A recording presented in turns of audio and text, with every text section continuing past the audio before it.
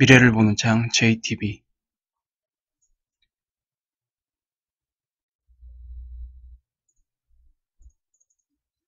안녕하세요. JTB의 J입니다. 오늘은 주제를 이렇게 잡아봤어요. 연준 총재가 말하는 다가오는 위기. 그래서 일단 이 얘기를 하기 전에 현재 그 연준이 어떻게 구성되어 있고 어떤 식으로 투표권을 행사하는지 모르시는 분들이 좀 있을 것 같아요. 저번 영상들에서 그 연준 의석이나 뭐 이런 얘기들이 나왔었잖아요. 그래서 좀 더 그 부분을 좀 이해하기 쉽게 보충해드리는 그 의미에서 연준 구성과 그 투표권 행사 규칙을 잠깐만 여러분들에게 좀 알려드리도록 하겠습니다. 일단 연준은 연준 이사회로 이제 구성이 되어 있고, 그리고 실제적으로 그 이사회에서 연준의 정책을 거의 결정한다고 보시면 됩니다. 그래서 그 저번에 말씀드린 것처럼 7개의 의석이 있고요. 그래서 연준 의장, 연준 부의장, 그리고 연준 이사가 5명. 그래서 총 7개의 의석이 구성되어 있습니다. 그리고 그 외에 연준 총재라고 해서 그 12개의 그 연방은행으로 구성되어 있거든요. 거기에서 이제 각 총재가 12명으로 되어 있습니다. 그래서 전체적으로 그 투표권은 총 12장이에요. 연준 이사회 7명이 이제 각자 투표를 행사할 수 있고요. 그리고 이 연준 총재 그 12명 중에서 5명이 매년 순환 방식으로 해서 투표권을 행사할 수 있습니다. 근데 여기서 이제 특이한 점은 그 뉴욕 연준 총재 같은 경우에는 무조건 투표권을 행사할 수 있습니다. 그래서 사실상 그 총재 5명 중에서 뉴욕 연준 총재는 고정이고요. 나머지 4명 연준 총재만 매년 이렇게 순환 방식으로 계속 변경이 된다고 이해를 하시면 될 것 같습니다. 일단 연준 구성을 조금 잠깐만 볼게요. 이거는 이제 2016년 그 트럼프 부임 당시 이제 상황이거든요. 좀 히스토리를 말씀드리면 그때 당시에는 의석이 7개 중에서 5개만 차 있었습니다. 리카즈가 말했었죠. 의석 2개가 공석이라고. 그래서 그때 당시에는 뭐 옐런 의장이었고, 뭐 부의장에는 이제 피셔, 그 다음에 뭐 이사 나머지 3명에는 뭐 파월도 있고, 뭐 브레이너도 있고, 그리고 타를로 이렇게 해서 5명이 있었습니다. 그래서 요게는 이제 당시 그 오바마 대통령 때 다 부임했던 사람들이고요. 그리고 이제 여기서 좀 변화가 생기죠. 이제 2017년 상황인데 일단 옐런은 이제 자리에서 내려왔죠. 그리고 피셔도 마찬가지로 자리에서 내려왔습니다. 그리고 지금 브레이너드만 현재 지금 남아 있어요. 그리고 파월 같은 경우에는 연준 의장으로 올렸죠. 그때 당시 유일한 공화당 소속이었습니다. 그리고 뭐 타룰로나 뭐 더들리 같은 이 사람들도 다 사임을 했어요. 그 더들리 같은 경우에는 원래 그 트럼프 정권 때 부임된 사람이거든요. 근데 더들리 같은 경우에는 이제 옐런이랑 조금 많은 그 관계가 있었는데 옐런 의장이 그만두면서 스스로 사임을 하겠다고 발표를 해서 올해 사임을 했습니다. 그래서 결국 그 민주당의 그 정책 기조였던 그 연준이 이제 트럼프가 부임을 하면서 다 잘랐어요. 사람이 다 스스로 사임을 했건 뭘 했건 이유는 어떻든지 간에 뭐 결국 다 자리에서 내려왔죠. 그리고 새롭게 퀄스가 이제 그 매파 성향을 가진 사람인데 공화당 정책 기조랑 굉장히 맞는 사람입니다. 그래서 이 사람이 이제 추가로 들어왔고, 그리고 이제 2018년이 되면서 연준의 성격이 이제 조금 많이 바뀌었습니다. 일단 요거는 2017년 11월 그때 이제 나왔던 기사거든요. 이게 제목 보시면은 더들리 뉴욕 총재는 이제 사태 임박, 연준의 트럼프 색채가 강해질 듯 이런 식의 제목으로 나왔었고요. 그 내용을 뭐 잠깐 보면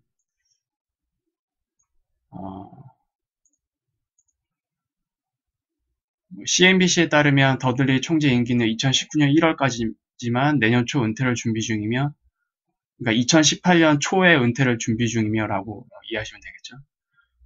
그리고 골드만삭스 애널리스트 출신의 더들리 총재는 연방준비제도 의장과 함께 통화정책에 막강한 영향력을 행사해왔다. 그러니까 이때 당시에는 옐런이죠. 옐런 의장과 함께 궁합이 잘 맞았어요, 둘이. 그리고 이제 2009년 1월 달에 뉴욕 총재로 선임이 됐으나 지금은 이제 다 그만두게 됐죠. 뉴욕 총재가 좀 중요한 자리예요. 그 앞서 말씀드렸듯이 뉴욕 총재 같은 경우에는 그 고정으로 투표권을 행사할 수 있거든요. 사실상 그 연준 이사회와 맞먹는 그런 역할을 한다고 보면 돼요. 그래서 굉장히 중요했던 자리인데 옐런 의장이 그만두면서 이 자리까지도 내려오게 됐죠. 그래서 7명으로 이제 구성된 연준 이사회는 3명이 공석이다. 이때 당시 이제 3명이라는 거죠. 옐런 의장이 이제 퇴임하면 공석이 4개가 된다. 그래서 이게 2017년 말 상황인데, 그래서 2018년에 어떻게 바뀌었나, 연준이. 이렇게 바뀌었습니다. 일단, 파월이 이제 공화당 인사로서 연준 의장이 됐고요. 그리고, 브레이너드만 남았습니다, 결국. 기존의 그 민주당 정책 기조와 맞는 사람은 브레이너드 1명만 남았어요, 결국. 그리고 컬스 들어오고, 그리고 구프랜드 들어오고, 그리고 더들리는 2018년 6월 17일 날 결국 그만두게 되면서 이제 존 윌리엄스라는 사람이 왔는데 이 사람이 부위원장이 됐어요, 결국. 존 윌리엄스 같은 경우에는 이제 스탠퍼드에서 경제학을 박사를 이제 전공한 사람이거든요. 근데 스탠퍼드가 공화당의 싱크탱크가 있는 곳이에요. 그래서 그런 정책 기조를 다 고려해서 결국 연준의 성격이 이렇게 바뀌었습니다. 그리고 여전히 그 공석은 2자리가 있고요. 그리고 현재 2018년 순환 투표권은 지금 이렇게 클리브랜드 총재, 리치몬드 총재, 아틀란타 총재, 샌프란시스코 총재인데 존 윌리엄스가 이제 부위원장이 됐잖아요. 그래서 이 자리에 뉴욕 연은 총재로 이임하고 나면 이제 또 원래 그 자리에 이제 캔자스시티에 이제 공석이 되면서 요게 또 매파가 들어왔어요. 그래서 이런 식으로 다 이제 연결이 됐고요. 결국 좀 정리를 하자면 일단 그 총재를 제외하고 연준 이사회에서 공석 2자리를 제외하면 이제 5명이잖아요. 5명이 결국 이런 식으로 배치가 됐습니다. 파월 의장이 들어왔고요. 그리고 윌리엄스가 부위원장으로 들어왔고요. 그리고 컬스랑 구프랜드 다 공화당 정책 기조와 맞는 사람들이 들어왔습니다. 그리고 기존에 있던 사람은 이제 브레이너드 딱 한 사람만 남았어요. 비둘기파. 여기 파월 같은 경우에는 다소 비둘기파라고 되어 있는데 이제 평가로는 보통 이제 그 정부의 의견을 많이 수용하는 그런 성향의 인사라고 하네요. 사실상 뭐 말을 잘 들을 사람을 의장에 앉혀놓은 것 같아요. 그래서 지금 이제 연준의 성격이 이렇게 바뀌었다라는 거를 좀 말씀드리고 싶고요. 그리고 이거는 이제 순환 투표권에 대한 이제 내용인데 일단 뉴욕 총재는 이제 고정이라고 했죠. 무조건 고정이고 사실상 그 나머지 4자리만 이제 번갈아 가면서 하게 되는데 올해 2018년 같은 경우에는 매파 성향의 그 총재가 2명, 그리고 중립 성향의 총재가 2명. 이렇게 되어 있습니다. 중립이라는 거는 말 그대로 그 상황에 따라서 언제든지 그 유연하게 대처하는 성향의 총재라고 보시면 돼요. 그리고 2019년에는 이제 매파가 3명으로 늘어납니다. 2020년에는 마찬가지로 매파 3명, 그리고 강한 비둘기파 1명 있는데, 여기에는 이제 많은 분들이 이제 아실 거라고 생각하는데, 닐 카시카리예요. 닐 카시카리 총재가 다시 2020년에 투표권을 행사할 수 있습니다. 닐 카시카리 같은 경우는 2017년에 투표권을 행사했었다가 2018년이 되면서 이제 순환 투표권의 제도에 의해서 다시 이제 투표권을 이제 반납을 했죠. 그래서 전체적으로 연중 구성이 이렇게 되어 있고, 투표권은 이제 이런 식으로 행사를 한다. 이렇게 이해를 하시면 될 것 같아요. 전체적으로 보면은, 현재 그 순환 투표를 행사하는 사람도 그렇고, 그리고 현재 이사회를 구성하는 사람들도 그렇고, 공화당 정책 기조에 맞는 사람들이 굉장히 많고요. 그리고 매파 성향이 전체적으로 우위에 있습니다. 매파라는 거는 보수적인 성향이죠. 그래서 금리 인상 정책이 이제 계속 힘을 받을 걸로 일단 예상은 하고 있습니다. 처음으로 돌아가서 그 연준 총재가 말하는 다가오는 위기라고 제가 말씀을 드렸는데, 이 중에서 그 닐 카시카리에 대해서 조금 언급을 하려고 해요. 일단 닐 카시카리 같은 경우에는 7월 달에 칼럼을 하나 냈어요. 뭐 경제 좀 관심을 가지고 계신 분들은 이미 봤을 걸로 이제 예상을 하는데, 지금 장단기 금리 차 있잖아요. 그게 지금 수익률이 팽팽해져서 거의 이제 0으로 가고 그걸 넘어서 역전 현상을 일으키려고 하는 그런 흐름에 있잖아요. 그래서 그것과 관련된 내용입니다. 닐 카시카리에 대해서 간단하게 소개를 하자면 2016년 1월 달에 현 미네폴리스 연방준비은행의 총재로 부임을 했고요. 지금까지 계속 그 연방준비은행 총재 자리에 있습니다. 2017년에 이제 연준 투표권을 행사를 했고, 이제 다가오는 2020년에 다시 투표권을 행사할 수 있습니다. 그리고 뭐 어디 뭐 상무이사 돼 있고, 이제 또 눈에 띄는 경력은 이제 2006년에서 2008년 미국 재무부 차관보 자리에 있었고요. 2008년 금융위기 당시 실무자 역할을 했습니다. 그리고 뭐 2002년 그 전에는 골드만삭스 투자뱅킹 부사장에 있었고요. 그리고 비둘기파로 정평이 나와 있습니다. 그래서 그 2018년 7월 달에 어떤 내용으로 글을 썼는지 잠깐만 살펴볼게요. 제목은 뭐 여기 맨 앞에 있는 게 주제라고 보시면 돼요. 이번엔 다르다. 그래서 나는 그 4개의 가장 위험한 단어를 경제학에서 생각을 한다. 그 위험한 4개의 단어가 뭔지 이제 밑에 쭉 나오겠죠. 오늘날 그 정책 입안자들, 그러니까 정책을 만드는 사람들이죠. 정책을 만드는 사람들은 소위 말하는 그 평평한 수익률 곡선, 장단기 국채와 장단기 금리 차에 대한 그 부분에 대해서 좀 많은 관심을 기울이고 있다. 그리고 지난 50년 동안에 단기 금리가 장기 금리에 비해 수익률이 높아지는 금리 역전 현상은 미국 경제의 훌륭한 침체의 예측 지표였다. 그러니까 닐 카시카리도 그걸 얘기하는 거예요. 장단기 금리 역전 현상이라는 거는 경제 위기를 이제 미리 알려주는 선행 지표였다. 훌륭한 선행 지표였다. 그렇게 이제 얘기를 해주는 거고요. 다음 내용 넘어가겠습니다.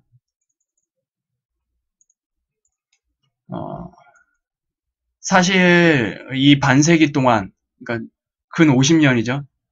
50년 동안 그 수익률 곡선이 그 반전될 때마다 경기 침체가 뒤따랐다.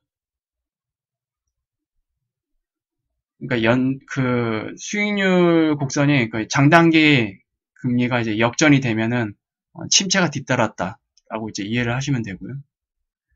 지난 2년 반 동안 연준이 단기금리를 인상함에 따라 수익률 곡선은 2016년 12월 당시 1.34%였는데 오늘날 0.25%로 크게 줄었다. 이 칼럼을 쓴 당시에는 장단기 금리 차가 0.25였나 봐요. 근데 오늘 날짜로는 현재 0.29%죠. 별 차이는 없습니다. 그러면 그리고 이제 내용 보시면 평평한 수익률 곡선이 불경기가 임박했음을 말해주는 건가요? 라는 질문에 대해서 이제 아래와 같이 얘기를 합니다. 일각에서는 아니요, 이번에는 다르다 라며 평평한 수익률 곡선은 관심사가 아니다 라고 이야기를 하고 있다. 하지만 진실은 우리가 확실히 모른다는 것이다. 닐 카시카리 연준 총재조차도 이 이야기는 확실하지 않다라고 얘기를 하는 거예요. 최근 연준 이사회에서 말하기를 이번에는 과거와 다르다, 괜찮다. 과거에 있었던 그 수익률 역전 현상에 있었던 그 환경이랑 지금이랑 다르다. 우리는 잘 관리를 해 나가고 있다. 이런 식으로 얘기를 하잖아요. 그거에 대해서 꼬집는 거예요. 하지만 우리는 채권 시장이 인플레이션 기대가 잘 정비되어 있고 경제는 과열의 조짐을 보이지 않으며 금리는 이미 중립에 가깝다고 말하고 있다는 것을 알고 있다. 그러니까 연준에서는 계속 이렇게 말을 하고 있죠. 이는 금리를 훨씬 더 인상하고 수익률 곡선을 뒤집고 경제에 제동을 걸며 실제 경기 침체로 일으킬 위험을 무릅쓸 이유가 거의 없다는 것을 암시한다. 다음 내용 넘어가겠습니다. 인플레이션 기대치나 실제 성장 전망이 회복되면 연준 이사회는 항상 금리를 인상할 수 있다. 이게 정상이죠. 실제적으로 전망이 회복이 되면 실질적인, 그러니까 수치만으로 하는 게 아니고요. 실제 성장 전망이 회복되면 그때 금리를 인상하는 게 바람직한 거죠, 원래. 일부 정책 이반자들은 이번에는 다르다고 주장하는 주된 이유는 다음과 같다. 기관의 프리미엄이 현재 낮기 때문이다. 지금 이번에 다르다라고 얘기하는 가장 큰 핑계로 대고 있는 게 바로 이걸 얘기하고 있는 것 같아요. 그 사람들이. 프리미엄이 낮기 때문이다. 그래서 그들은 과거의 수익률 곡선에 대한 비교는 잘못된 것이라고 주장한다. 만약 프리미엄이 역사적 평균이라면 이 정책 이반자들은 수익률 곡선이 더 가파르게 될 것이고 반전이 더 심해질 것이라고 한다. 이것은 2006년 말에 일부 정책 이반자들이 왜 그들이 그 당시 수익률 곡선에 대해 걱정하지 않았는지 설명하려고 했던 것과 같은 주장이다. 그러니까 2006년 당시에도 금융위기 직전에 장당의 금리 역전 현상이 일어났었잖아요. 2006년에 처음. 그런데 그때 당시에도 이 사람들은 기관의 프리미엄이 낮기 때문에 괜찮다라고 얘기를 해왔었대요. 근데 결국 금융위기 일어나지 않았습니까? 그거를 얘기를 하고 있는 것 같아요. 우리는 이제 대공황이 장단기 금리가 역전된 후에 일어난다는 것을 안다. 네, 이게 팩트죠, 지금 현재. 그간 50년간의 지표를 봤을 때 수익률 역전 현상이 일어나면 반드시 경기 침체가 왔다. 이거는 팩트입니다. 현재까지 한 번도 빗나간 적이 없어요. 그리고 다음 이어나가겠습니다. 그렇다면 여기서 말하고 있는 프리미엄이란 무엇을 말하는가? 이제 위에 일부 정책 이반자들이 핑계로 삼고 있는 프리미엄에 대해서 이야기를 해줄 건가 봐요. 이거는 이제 투자자들이 1년의 단기 채권에 비해 장기 채권을 보유하기 위해 종종 요구하는 추가 수익금이다. 프리미엄이라는 게 이제 이걸 말하는 거래요. 우리가 프리미엄이라는 귀속적 이름을 부여를 했지만 사실은 그것을 우리가 완전히 이해하지 못한다는 것이다. 중요한 얘기죠. 프리미엄 이렇게 핑계를 대고 있긴 한데 사실상 우리가 이거를 완전히 이해하지 못하고 있대요. 프리미엄에 대해서. 그래서 이것은 우리가 설명할 수 없는 시장 가격에 내재된 다양한 요인들의 잔존물이다. 그래서 완전히 이해할 수 없다는 거예요. 이 프리미엄이라는 거에 대해서. 그런데 정책 위반자들은 지금 프리미엄 핑계를 대고 이번엔 다르다. 근데 2006년 때도 똑같이 얘기를 했다는 거예요. 근데 결국 2008년에 금융위기 왔지 않습니까? 근데 지금 이 상황에서 또 똑같은 얘기를 하고 있는 거예요. 그 얘기를 이제 하고 있는 겁니다. 제가 1번 영상에서 처음에 유튜브를 시작할 때 장당의 금리차 그 역전 현상에 대해서 논하면서 차트를 올렸었잖아요. 그때 일부 댓글에 이 얘기가 똑같이 올라왔어요. 과거에 있었던 그 장단기 금리 역전 현상에 있었던 그런 환경이랑 지금이랑 다르다.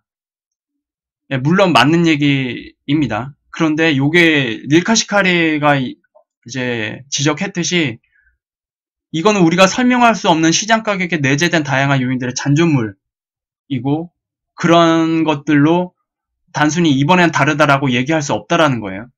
연준 총재가 그렇게 말을 합니다.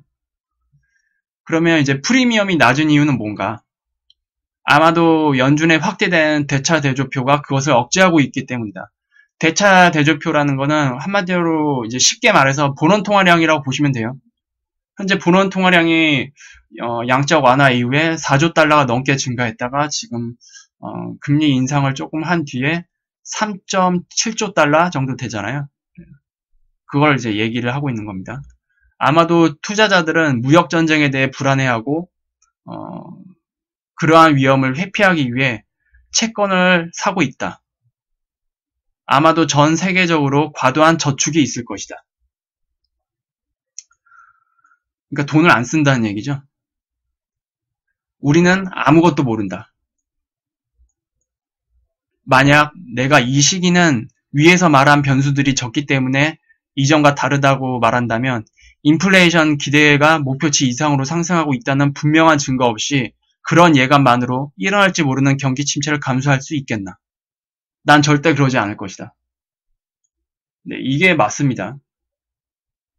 단지 이런 정확하지도 않은 그 프리미엄 이유를 가지고 이번엔 다르다. 그런 식으로 경기 침체가 오지 않을 거라고 감수를 할 사람이 어디 있겠냐고. 닐카시카리 같은 경우는 절대로 그러지 않겠다라는 얘기예요. 다음 얘기 넘어가겠습니다. 지난해 의회는 지출의 대폭 증가와 대규모 감세를 모두 법제화했고, 그렇죠. 트럼프도 그래서 감세 정책을 이제 강하게 밀어붙여서 이번 2분기부터 GDP 성장을 이끌어내죠. 그걸로. 연준 이사회는 대차 대조표를 폐지하기 시작했다. 이러한 모든 요인들은 민간 시장이 보유해야 할 재무부 채권의 공급을 증가시킨다. 예를 들어 최소 10년 이상 만기가 남아 있는 민간 부문의 재무부 채권 보유는 2014년 월 75억 달러보다 2018년 월 142억 달러의 비율로 증가했다. 이 추가 공급은 채권 가격에 대한 압력을 낮춰 수익률을 높일 것이다. 그러나 10년 동안의 수익률은 오늘날 2.83%로 놀랄 만큼 거의 증가하지 않았다. 지금까지 10년 수익률이 3%라는 사실은 연준 준비금 비율이 1.75%에서 2.0%에 이르는 통화정책이 오늘날 거의 중립에 가깝다는 것을 암시한다. 만약 이 부분이 좀 중요한 것 같습니다. 만약 시장이 더 높은 인플레이션이나 더 강한 실질 경제 성장을 기대하고 있다면 그것은 더 높은 장기채권 수익률로 나타날 것이다. 결국 실제적으로 시장이 더 강한 실제 경제 성장을 기대하고 있다면 10년물의 그 금리는 더 높아야 된다는 거예요. 결국 뭡니까? 시장의 금리를 정하죠. 시장을 속일 수가 없습니다. 아무리 그 연준에서 개입을 한다고 해도 양적 완화가 종료된 이상 시장에 맡길 수밖에 없고요. 시장은 지금 그만큼 경제를 안 좋게 본다는 거예요. 거꾸로 얘기해서. 시장의 경제 성장을 더 좋게 기대하고 있었다면 지금 10년물의 그 금리가 3%를 훨씬 높게 이제 유지를 하고 있어야 된다라는 얘기를 역설하고 있는 겁니다. 그렇게 되면 장단기 금리차가 지금 이렇게 좁혀지진 않았겠죠. 장기 금리 채권이 이제 훨씬 수익률이 높기 때문에. 그래서 이제 이런 내용들을 이제 지적하고 있는 거고요. 그리고 이제 이 부분이 이제 마지막 내용인데요. 연방준비제도 이사회가 계속 금리를 인상을 한다면 우리는 수익률 곡선을 뒤집을 뿐만 아니라 긴축 정책으로 옮겨가면서 시장이 불필요하다고 지적하고 있는 경제에 제동을 걸 수 있다. 그러니까 지금 현재 금리 인상 정책이잖아요. 그 연준의 그 금리 인상은 단기 채권에 반영이 됩니다. 그래서 결국 금리를 인상을 한다면 단기 채권의 금리가 올라가게 되면서 결국 수익률이 뒤집히겠죠. 역전 현상이 일어나겠죠. 그렇게 되면은 긴축 정책으로 옮겨가면서 시장에 제동이 걸린다. 그러니까 한마디로 얘기하면 이제 금융 위기가 올 수 있다라는 걸 이제 역설을 하는 겁니다. 금융시장에서 나오는 많은 신호들을 해석하는 것은 정밀과학이 아니다. 그러나 이번은 다르다라는 이런 선언은 역사가 곧 반복될지도 모른다는 경고일 것이다. 네, 이게 마지막 닐 카시카리가 하고 싶은 말이네요. 결국 그 정책을 만드는 사람들이 계속 이번엔 다르다, 괜찮다라고 하지만 2008년 금융위기 때도 그랬었고 결국 터졌고 지금도 이번엔 다르다라고 얘기를 하지만 역사는 곧 반복될지도 모른다. 그러니까 현재 연준의 금리 인상 정책은 결국 장단기인 금리를 역전시킬 것이고 이제 이거는 결국 세계적인 긴축을 유도하면서 경제에 큰 악영향을 끼칠 수 있다라는 뜻입니다. 이제 정책가들이 시장에서 나오는 그 많은 신호들을 이제 나름대로 이유를 붙여서 이제 설명을 하잖아요. 논리적으로 어쨌든 설명을 하고 있긴 한데 여기서 닐 카시카리가 이제 꼬집은 게 뭡니까? 그거는 정밀과학이 아니다. 정확한 것도 아니고 정확하게 해석할 수도 없다. 원론적으로. 결국 연준에서 이번은 다르다. 괜찮다. 또 그 말을 그대로 믿고 있는 사람들조차도 댓글로 그렇게 얘기합니다. 이번엔 다른다. 이러이러한 환경이 바뀌었기 때문에 이번엔 다르다. 과거의 환경과 다르고 요인들도 다르기 때문에 이번에는 괜찮다라고 하지만 결국 이 역시도 과거에서 보였던 행태와 다르지 않다라고 보고 있는 거예요. 그럼 과거와 지금이 다른 게 뭡니까? 제일 눈에 띄는 게 바로 이거죠. 연준, 이제 남세기 연준 금리잖아요. 연준이 설립된 이후에 초저금리, 소위 말해서 제로금리를 이렇게 오랫동안 유지한 적이 없었고요.